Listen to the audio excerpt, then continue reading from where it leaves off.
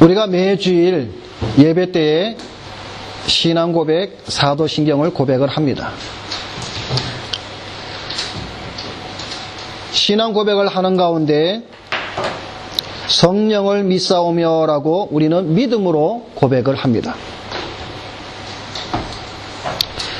고대 5대 신조 가운데 하나인 381년에 작성된 콘스탄티노플 신조 안에 보면 성령에 대하여 이렇게 우리에게 고백을 가르쳐주고 있습니다. 거기에 이런 고백이 있습니다. 또한 성령을 믿노니 이는 주이시며 생명을 주시는 분이시고 성부에게서 나오신 자로 성부, 성자와 함께 경배와 영광을 받으실 분이며 선지자들을 통해 말씀하신 분이라. 이 신조는 이렇게 우리에게 고백을 가르쳐주고 있습니다. 성령은 제3위이신 하나님이십니다. 그런데 오늘날 성도들이 신앙생활을 하는 가운데 있어서 가장 많은 오해를 일으키는 것 중에 하나가 바로 성령에 관한 부분입니다. 성령에 대한 잘못된 지식과 이해를 가지고 있음에도 그것이 얼마나 성경과 어긋난 일임에 있는지도 모르고 그것이 성령의 역사 또는 그것이 성령이라고 말하는 자들을 우리는 주변에서 쉽게 볼 수가 있습니다. 무엇이 문제이냐 하면은 성령을 인격으로 계신 하나님으로 고백하는가, 아니면 성령을 단지 힘을 나타내는 파워, 능력을 행하는 그러한 곳으로 바라보는가의 차이입니다. 성령에 대하여 이렇게 어떻게 말하고 있는지를 보아 그가 바른 신앙과 믿음을 가진 성도인지 아니면 비성경적인 성령에 관한 부분을 가지고 있는지 우리는 잘 분별을 해야 합니다. 말세가 될수록 더욱 성령에 관해서 잘못된 지식과 이해,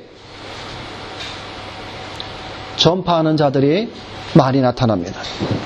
요즘 더욱 극성을 부리고 있는 신사도 운동이나 은사주의자들의 모습을 보면 마치 성령의 역사를 자기들이 펼치고 있다는 것을 말하고 있는데 이것은 심히 패역한 악한 행위임을 우리가 알아야 합니다. 오늘 우리 본문의 말씀을 통해서 또 지난주에 있는 말씀을 통해서 우리가 성도들이 분별할 수 있는 성령에 대해서 오늘 우리가 이 말씀을 통해서 바르게 알고자 함을 통해서 말씀을 드리고자 합니다.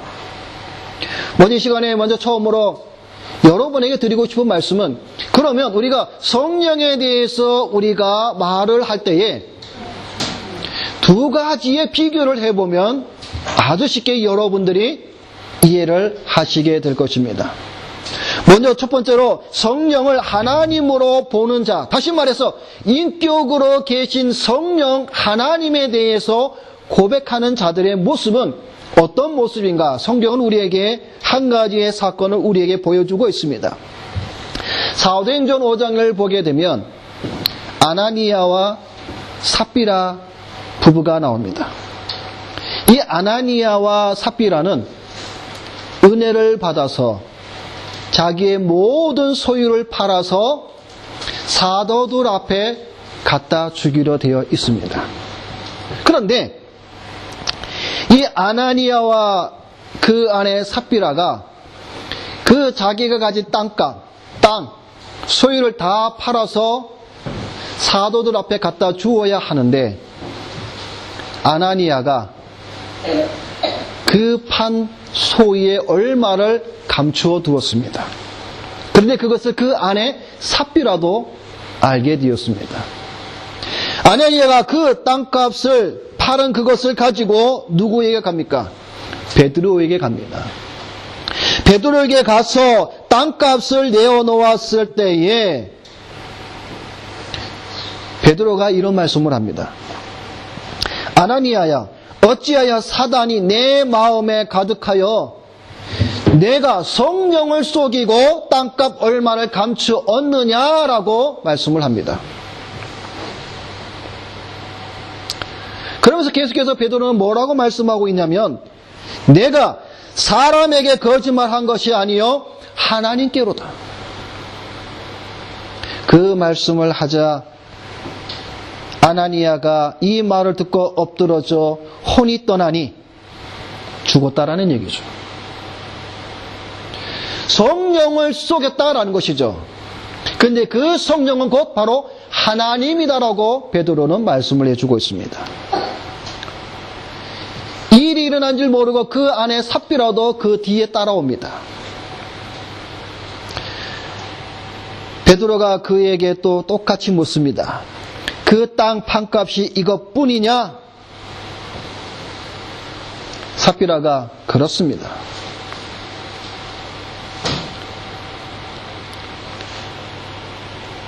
베드로가 말을 합니다. 너희가 어찌 함께 깨하여, 부부가 동일하다는 것이죠.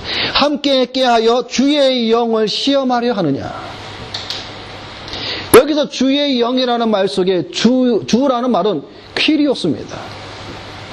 그 퀴리오스라는 말은 무슨 말인고 하면 하나님이라는 말입니다. 다시 말해서 너희 부부가 어찌하여 함께 깨어서 하나님의 영을 시험하느냐라고 말씀하고 있는 것이죠. 이 삽비라도 혼이 떠나가고 죽었습니다. 여러분, 우리가 분명히 알 것은 성령은 하나님이십니다. 제3위이신 하나님, 그분이 바로 성령 하나님이라는 사실을 우리는 잊어서는 안 됩니다. 자, 이제 그 반대로 이 성령을 하나님으로 보지 아니하고 단지 하나의 어떤 힘과 능력을, 그래서 우리가 마음대로 부릴 수 있는 그러한 성령으로 생각하는 자의 모습을 우리가 한번 보고자 라는 것이죠. 사도행전 8장을 보게 되면 이런 말씀이 있습니다. 자, 사마리아 성에 시몬이라는 사람이 있습니다. 근데 이 시몬은 누구냐면은 마술사 시몬입니다. 근데 이 마술사 시몬은 마술을 잘합니다. 그래서 마술을 통해서 사람을 놀라게 하고 또한 능력을 나타내 보입니다. 그래서 그 사마리아 성에서 이 시몬을 가리켜서 자칭 큰 자라라는 칭호를 받는 자입니다. 그런데 이 마술사 시몬이 그 사마리아 성 안에서 복음을 전하는 사도 빌립을 통해서 복음을 듣게 됩니다. 그리고 그도 그 사마리아 성 안에서 그리스도 앞으로 나와서 세례를 받는 자들과 함께 이 시몬도 믿고 세례를 받습니다. 그리고 그는 전심으로 빌립을 따라다니며 빌립이 나타내 보이는 능력과 표적을 보게 됩니다. 이런 상황 속에서 예루살렘에서 이 사마리아 성으로 두 사도를 파송합니다. 베드로와 요한을 보냅니다. 베드로와 요한이 이 성에 와서 내려와서 사람들에게 안수를 합니다. 그럴 때에 성령의 역사가 일어납니다. 자, 거기에 사도행전 8장에 보면 이런 말씀이 있습니다. 18절에 시몬이 사도들의 안수함으로 성령 받는 것을 보고, 그 다음에 이 마술사 시몬이 어떻게 했냐면 돈을 주고, 다시 말해서 베드로와 요한에게 돈을 주고, 지금 베드로와 요한이 안수함으로 성령에 받는 그런 놀라운 표적과 능력이 나타나는 것을 보고 이 마술사 시몬이 자기도 그것을 갖고 싶어서 돈을 주고 살려고 합니다. 그러면서 뭐라고 말하냐면 이 권능을 내게도 주어 누구든지 내가 안수하는 사람은 성령을 받게 하여 주소서라고 요구합니다.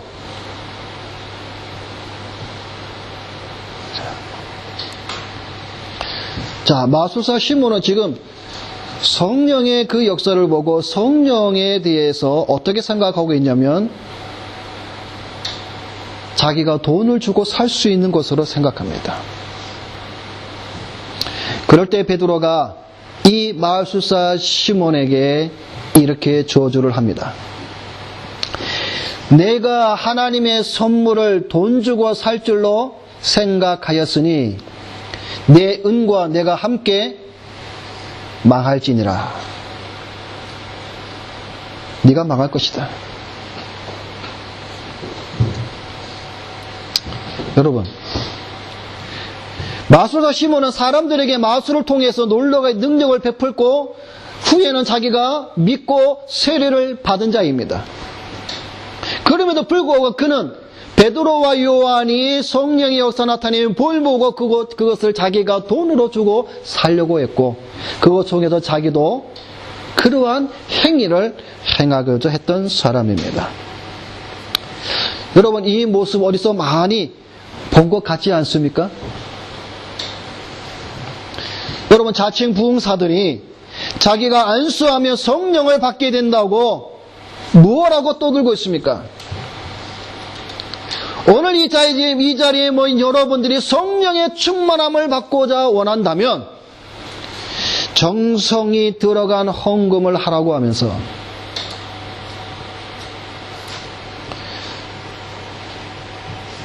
그 헌금을 한 자들에게 가서 안수를 베풉니다. 성도들을 속이고 있죠.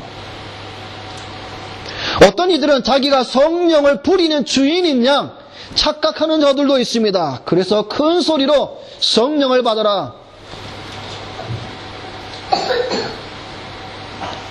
이런 일들이 비일비재하게 우리 주변에는 일어나고 있습니다. 이런 모든 행위들은 바로 성령을 모독하는 죄를 짓는 행위임을 우리는 알아야 됩니다. 성령은 하나님이십니다. 오늘 요한복음 14장에 있는 이 말씀을 통해서 성령에 대한 말씀을 어떻게 말씀해 주고 있는가를 우리가 살펴보고자 하는 것입니다. 첫째는 오늘 요한복음 14장 지난주에 봤던 말씀 16절에 보면 보혜사라 말씀을 해주고 있습니다.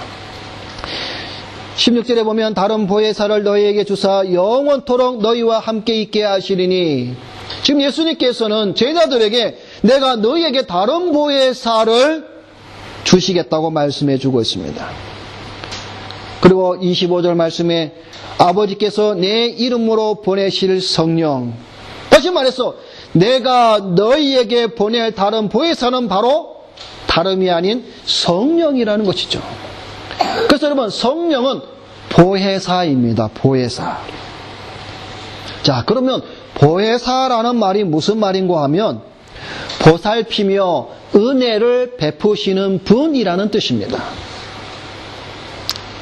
즉 신자들을 강하게 하고 그들을 진리 가운데로 인도하시는 하나님의 영, 그분이 바로 성령이라는 것이죠. 그 성령의 이름이 바로 보혜사라는 말입니다. 근데 여러분, 그냥 우리가 보혜사에 대해서 우리가 말씀을 보는데 이 단어에 대해서 우리가 좀 더 살펴보겠습니다.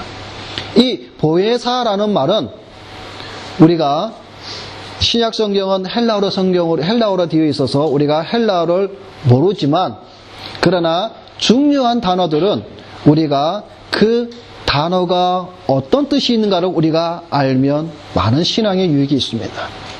이 보혜사라는 뜻을 가진 이 헬라어는 뭐냐면 파라클레토스입니다. 근데 이 파라클레토스는 두 어휘가 하나로 합성이 된 겁니다. 그래서 파라와 클레토스로 되어져 있습니다.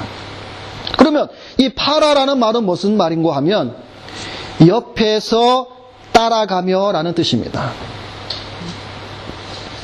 클레토스라는 말은 부르심을 받은 이라는 뜻입니다.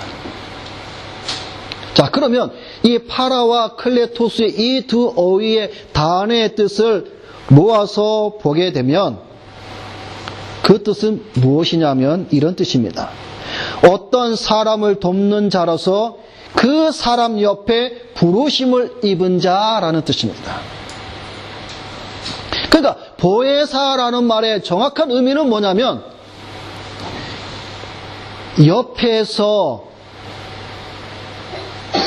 부름을 받은 자로 그를 도와주는 자라는 뜻이죠. 그래서 이 보혜사라는 말은 영어 성경을 보게 되면 여러 단어로 번역이 되어 있습니다. 그래서 어떤 성경을 보게 되면 위로자라고, 또 어떤 성경에는 중보자 또는 돕는 자 또는 상담자 또는 대언자, 이런 말로 번역을 하고 있음을 보게 됩니다. 자, 그런데 성령은 보혜사인데 오늘 우리가 성경을 보게 되면 다른 보혜사라고 말씀을 해주고 있습니다. 자, 여러분 여기서 우리가 조금 이제 생각을 해봐야 될 것이 있습니다. 자, 다른 보혜사라는 말을 우리가 보기 전에 우리가 여기서 먼저 한 가지 할 것은, 그러면 보혜사가 누구냐? 지금 성령을 가리켜서는 다른 보혜사라고 말씀해 주고 있습니다.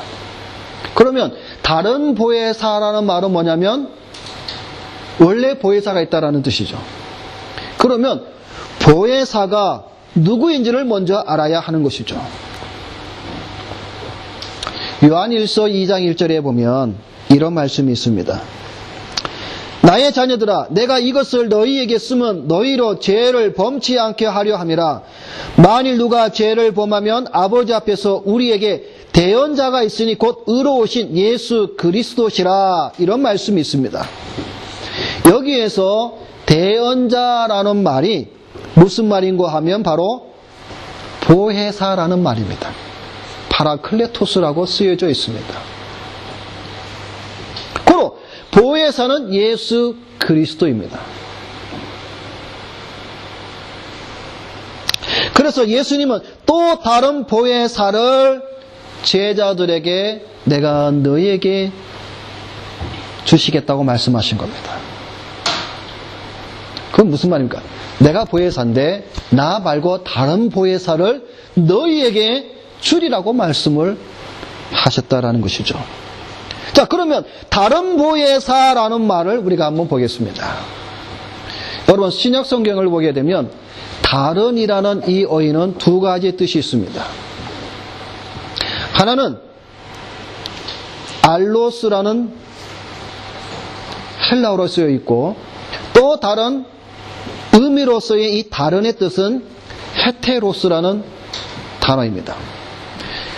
자, 이 다른이라는 것은 두 가지의 다른의 의미가 있는데 우리가 이것을 알아야 되는 것이죠. 자, 첫 번째로 알로스라는 다른의 이 의미는 어떤 의미를 가지고 있냐면 똑같으나 다른 것을 말합니다. 헤테로스는 어떤 의미의 다른 것을 말하고 있냐면 전적으로 다른 것입니다. 영어로 얘기하면 우리 학생들 좀 쉽게 이해를 하겠네요. 알로스는 another입니다. another. 헤테로스는 different. 자, 그러면 오늘 여기 성경에서 또 다른 보혜사를 너에게 주사라고 말씀하셨을 때에 거기서 말하는 다른은 알로스이겠습니까? 헤테로스이겠습니까? 어느 쪽이죠? 알로스죠. 똑같으나 다른 another입니다. another. 여러분 좀 어려워요? 자. 예수님께서 다른 보혜사를 너희에게 주리라고 말씀하셨을 때 거기에서 말하는 다른은 똑같으나 다른, 다시 말해서 알로스, 전적으로 다른, 나와 정 다른, 나와는 상관이 없는 그런 다른, 그것이 아니라 나와 똑같으나 다른 그런 의미로서 다른 보혜사를 너희에게 주시겠다고 말씀을 해주고 있다라는 것이죠. 보혜사는 예수 그리스도이시며 다른 보혜사는 성령 하나님이십니다. 우리를 돕기 위해 옆에서 계시는 보혜사 성령님은 위로자요, 변호사요, 대언자요, 돕는 자임을 성경은 우리에게 말씀해 주고 있습니다. 자, 그 말씀을 우리에게 오늘 사도 요한은 좀 더 우리에게 그 말씀을 적용시키면서 뭐라고 말씀해 주고 있냐면 이렇게 말씀을 해주고 있습니다. 요한복음 14장 18절에 내가 너희를 고아와 같이 버려두지 아니하고 라고 말씀해 주고 있습니다. 또 다른 보혜사의 성령은 우리의 대언자요, 위로자요, 중보자요, 변호자인데 무엇과 같이 내가 너희를 고아와 같이 버려두지 아니하는 이러한 것으로 우리에게 지금 말씀을 해주고 있다라는 사실입니다. 또한 예수님이 이런 말씀을 하셨죠. 마태복음 28장에 보면은 마지막 절에 내가 너희에게 분부한 모든 것을 가르쳐 지키게 하라. 볼지어다 내가 세상 끝날까지 너희와 항상 함께 있으리라 라고 말씀하고 있습니다. 여러분, 예수님께서 지금 이 말씀하신 것이 거짓입니까? 예수님은 분명히 내가 너희와 항상 함께 있으리라.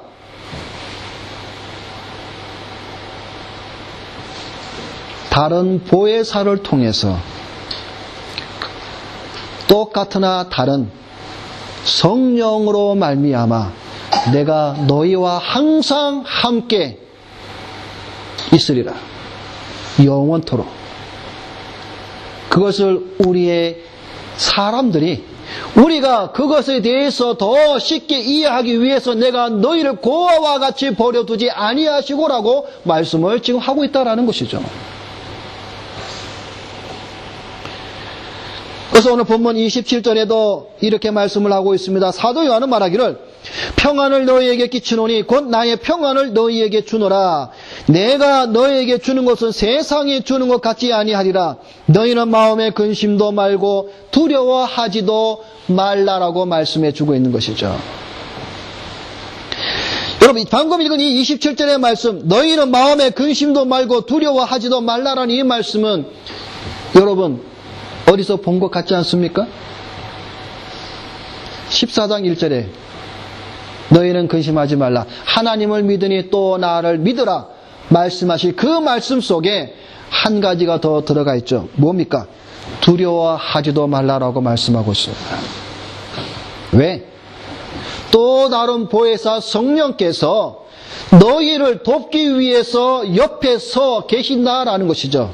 언제까지? 영원토록. 무엇과 같이? 고아와 버리지 아니한 같이 여러분과 항상 함께 하리라고 말씀을 하고 있습니다. 그것이 바로 보혜사 성령 하나님이라는 사실입니다. 두 번째는 오늘 성경은 우리에게 뭐라고 말씀해 주고 있냐면 진리의 영입니다. 17절에 저는 진리의 영이라 우리에게 분명히 말씀해 주고 있습니다. 여러분, 성령은 진리의 영, 진리의 하나님이십니다.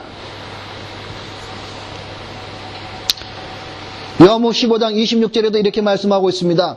내가 아버지께로서 너에게 보낼 보혜사 곧 아버지께로서 나오시는 진리의 성령이 오실 때에 그가 나를 증거하실 것이요 말씀합니다.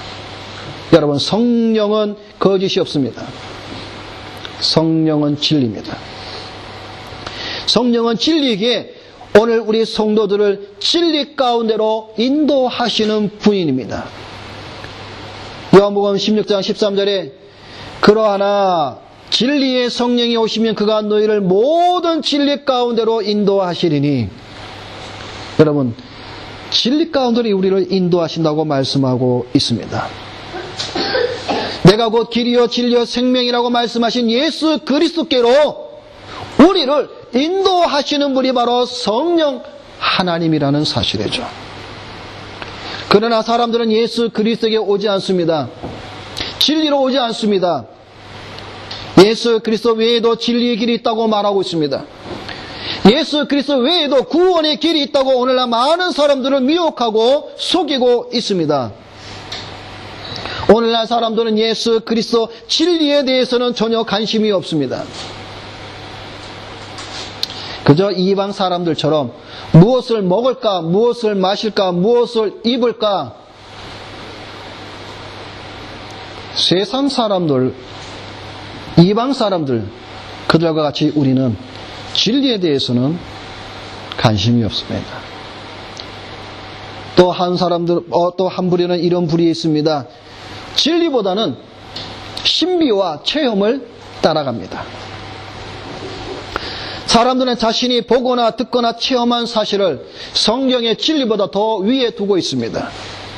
그것이 진리인지 비진리인지는 상관이 없습니다. 왜? 내가 그것에 대해서 내가 체험을 했습니다. 내가 그것에 대해서 보고, 내가 그것에 대해서 듣고, 내가 그것에 대해 손으로 만졌다라는 것이죠. 그래서 내가 체험한 것은 성경에서 말씀하고 있는 그 진리에서 벗어나는 일이다 할지라도 never mind. 상관하지 않습니다.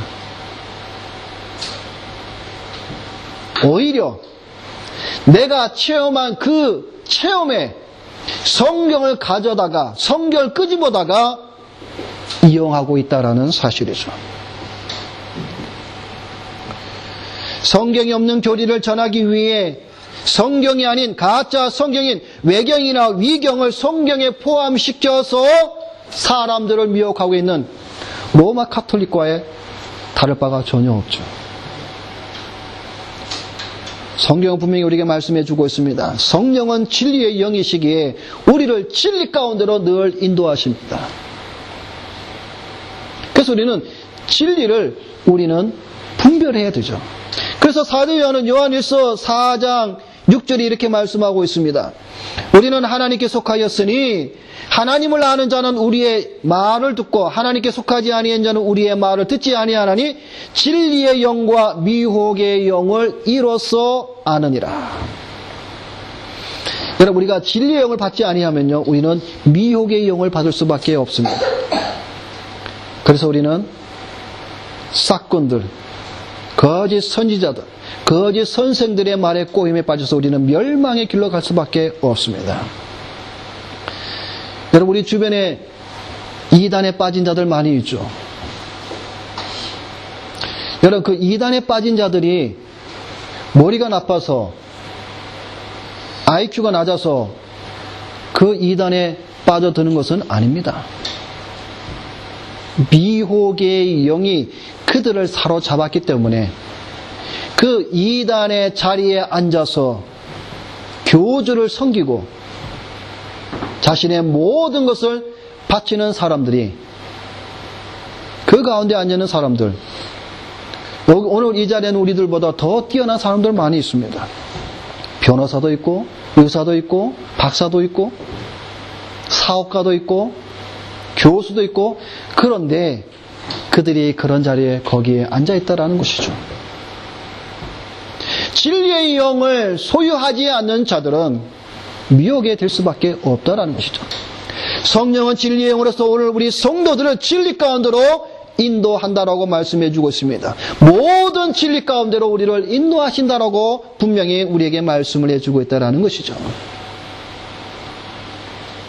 그런데 성령의 진리의 영이시고 우리를 진리 가운데 인도하시는데 여기에 성령 하나님께서 하시는 역할이 있습니다.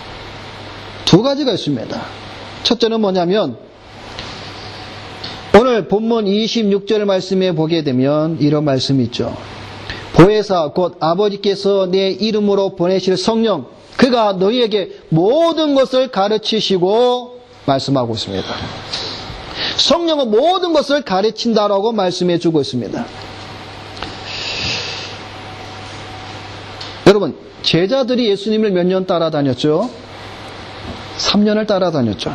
3년을 따라다니면서 예수님은 제자들을 가르쳤습니다.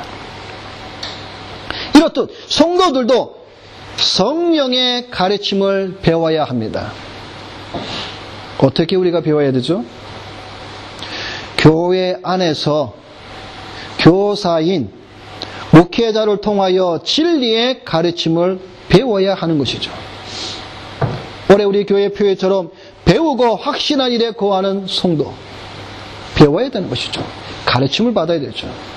그래서 성령은 진리를 가르친다라고 말씀해 주고 있습니다. 자, 여러분 고린도전서 2장을 보게 되면 이런 말씀이 있습니다. 하나님이 자기를 사랑하는 자들을 위하여 예비하신 모든 것은 눈으로 보지 못하고 귀로도 듣지 못하고 사람의 마음으로도 생각지 못하였다 함과 같으니라.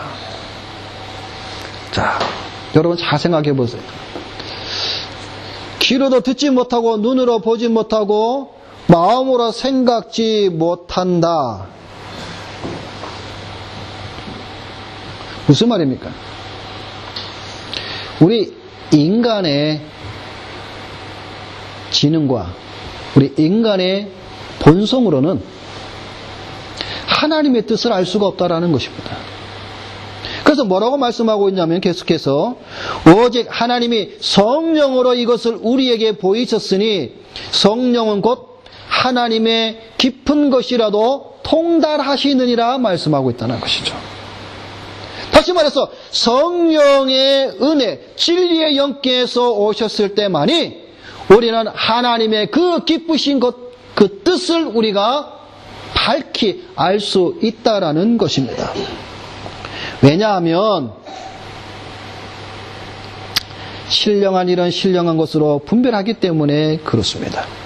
육에 속한 우리들은 죽었다 깨어나도 그 하나님의 기쁘신 뜻을 우리는 알 수가 없습니다. 우리 성령 하나님 그 진리의 영께서 우리에게 오셔서 우리로 하여금 가르쳐 주실 때에서 비로소 우리는 그 하나님의 뜻을 우리가 온전히 깨달아 알 수가 있다는 겁니다. 또 한 가지는 내가 너에게 말한 모든 것을 생각나게 하시리라 말씀해 주고 있습니다. 성령님은 우리로 하여금 가르치실 뿐만 아니라 생각나게 하신다라고 말씀해 주고 있습니다. 여러분, 지난주에 제가 무슨 설교를 했습니까? 갑자기 머리가 하얘지시죠? 생각 안 나죠? 2주 전에 제가 무슨 설교했습니까?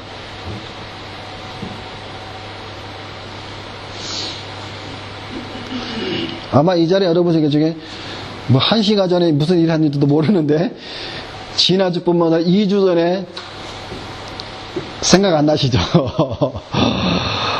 네. 철학자들은 이렇게 말합니다. 인간은 망각의 동물이라고. 네.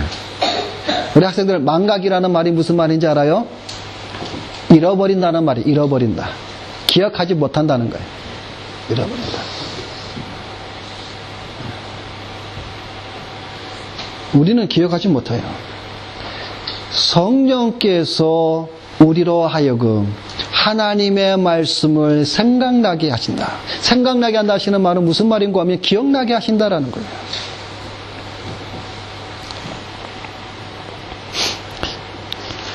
여러분, 우리가 나이가 들수록 깜빡깜빡 하죠?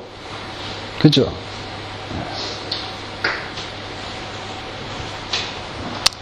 이것이 병이 되면 치매가 되죠. 알츠하이머, 치매가 되죠. 안경을 쓰고 있으면서도 안경을 어디다 두었더라 하고 찾습니다. 그죠? 우리 여자분들은 음식을 만들 때에, 국을 끓일 때에 소금을 넣었는데 내가 소금을 넣었나 안 넣었나 깜빡깜빡하죠. 우리는 다 이렇게 살아가는 것이죠. 우리가 기억이 안 나면. 그죠? 자, 그런데 하나님의 진리의 말씀에 관해서 성령은 우리로 하여금 생각나게 하신다라고 말씀하고 있습니다. 자, 그 예가 어디 있냐면은 요한복음 2장에 보면 이런 말씀이 있습니다. 이런 상황이죠. 예수님께서 이런 말씀을 하십니다. 너희가 이 성전을 헐라 내가 사흘 동안에 일으키리라 라고 말씀을 합니다. 그럴 때 유대인들이 이 성전은 46년 동안의 지역권을 내가 3일 동안에 일으키겠느냐? 예수님은 성전을 지금 자기 육체를 가리키고 말씀하신 것이죠. 그런데 거기에 보면 22절에 이렇게 말씀하고 있습니다. 죽은 자 가운데서 살아나신 후에야 제자들이 이 말씀하신 것을 기억하고 성경과 및 예수의 하신 말씀을 믿었더라. 이렇게 말씀하고 있습니다. 예수님이 그 당시에 성전 허름한 그 말씀을 들을 때 그 당시에 제자들은 이 말씀이 무슨 말씀인지도 모르고 그 말씀에 대해서 몰랐습니다. 그러나 제자들이 성령으로 바꿔난 후에 예수 그리스도께서 죽은 자 가운데 살아나신 후에 제자들은 이 말씀하신 것이 기억났습니다. 그리고 예수님이 하신 말씀을 믿었다라고 말씀해 주고 있죠. 그로 성령은 우리로 하여금 진리를 가르쳐 주실 뿐만 아니라 우리로 하여금 그 진리를 생각나게 하시고 기억나게 하신다라는 사실입니다. 자, 여러분, 우리가 분명히 알 것은 성령은 하나님이십니다. 그 하나님께서 오늘 요한복음 14장 우리에게 두 가지로 말씀해 주고 있습니다. 하나는 다른 보혜사이시며 또 하나는 진리의 영이시다라는 사실입니다.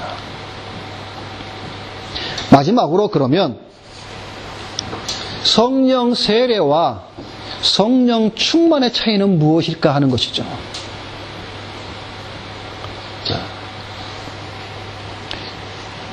오늘 많은 사람들은 성령 세례를 도깨비 방망이로 알고 있습니다. 성령 세례를 받으면 큰 이적과 능력과 표적을 일으키는 것으로 알고 있습니다. 여러분, 기도원에 가게 되면 또는 은사주의자들이나 이런 자들을 만나면 항상 이런 얘기합니다. 성령의 세례를 받아야 능력을 받는다고 말합니다. 그래서 그들은 방언을 말하고 예언을 말하고 신유가 일어난다고 말합니다. 그래서 성령의 세례를 받아야 된다고 저들은 목청 높여 외치고 있지만 그것은 잘못입니다. 여러분, 분명히 아시기 바랍니다. 성령 세례는 무엇이냐면 여러분의 일생에 단 한 번 받는 사건입니다. 그게 무엇일까요? 중생입니다. 중생이 바로 성령 세례를 받은 증거입니다. 그래서 이 중생은 여러분 평생에 단 한 번입니다. 두 번 중생하고 세 번 중생하는 거 없습니다. 단 한 번 중생합니다. 그래서 성령 세례는 단회적이며 유일회적입니다. 여러분, 우리가 이 세례라는 말이 들어가서 좀 더 우리 이해가 쉽죠. 여러분, 세례 우리가 몇 번 받습니까? 평생에 한 번 받죠. 성령 세례도 단 한 번 받습니다. 근데 여러분, 부흥사들이나 은사주의들은 성령 세례를 맨날 받으라 그러죠. 그 말 자체가 일단은 안 맞는 것이죠. 성령 세례는 여러분이 중생할 때에 평생에 단 한 번 받는 하나님의 은혜입니다. 그래서 이 성령 세례는 이 성령 세례를 받는 우리 인간은 능동적이 아니라 수동적입니다. 전적으로 하나님의 역사입니다.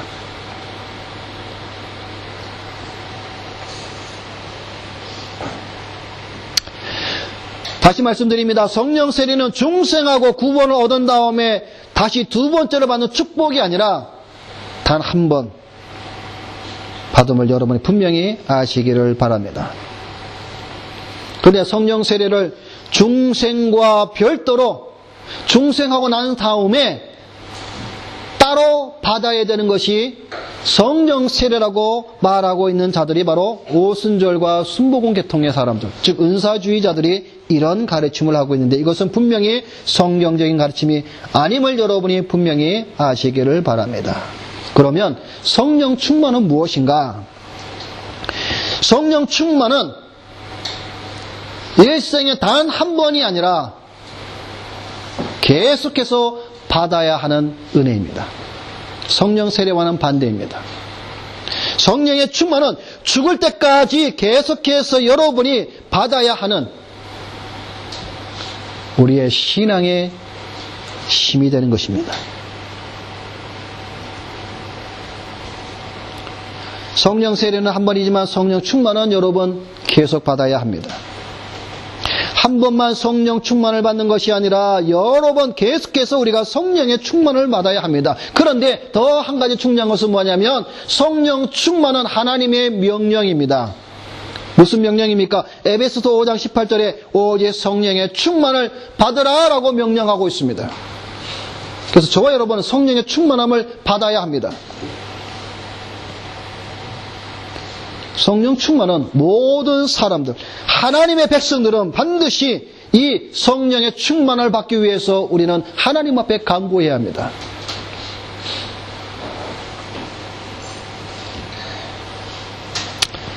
성령의 충만은 하나님께서 우리에게 주시는 선물이며 은혜입니다. 성령 세례와 성령의 충만의 차이를 여러분이 분명히 아시기를 바랍니다. 말씀을 맺겠습니다. 성령은 하나님이십니다. 제3위이신 하나님이십니다. 성령은 성부와 성자가 받으시는 모든 영광과 존귀를 함께 받으시기에 합당하신 분이십니다. 성령은 인간이 부리는 종이 아닙니다. 능력을 나타내는 그러한 부류에 속하는 것도 아닙니다. 이러한 심각한 신성 모독의 죄를 우리는 더 이상 짓지 말아야 합니다. 우리를 돕기 위해 옆에서 서 계시는 보혜사 성령님은 위로자여, 대언자여, 변호자여, 우리의 중보자입니다. 성령에 대한 바른 신앙을 통해서 성령으로 충만한 성도가 되어 진리를 배워 가르치며 진리가 생각나며 그 진리 가운데 걸어가시는 우리 모든 여러분의 신앙이 되시기를 주님의 이름으로 바랍니다. 기도하겠습니다.